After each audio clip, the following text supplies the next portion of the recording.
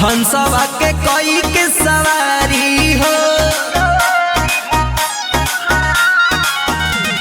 सगरो गुजता जय जयकारी हो, आरती के कर तैयारी हो। सब कर माता बुधिया के दाता पीड़ा बजवैया हो। कि धन भइल बेटा के हो भवनवा, धन भइल बेटा के हो भवनवा।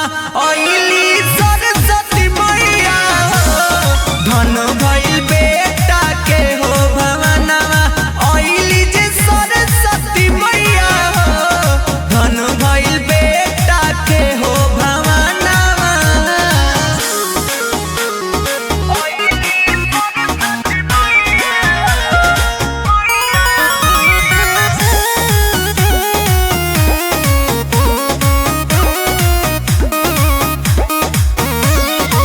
देव के हई दुलारी हो, लगत रूप बारी प्यारी हो।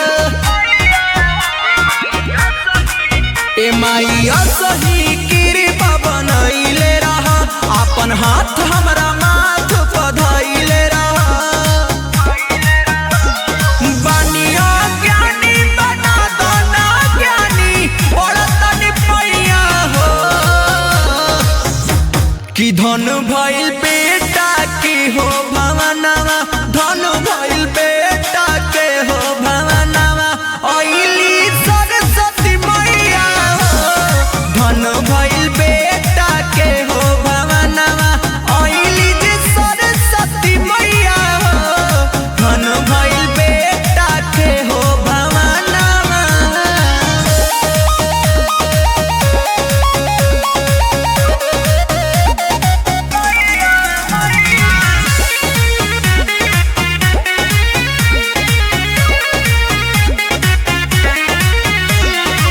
केतना महिमा बखानी हो, माई सरदा भवानी हो।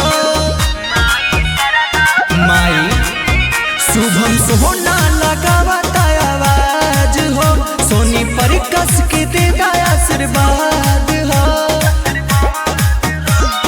नहीं जानकारी बहो, नहीं कलाकारी बहो, तू ही सहैया हो।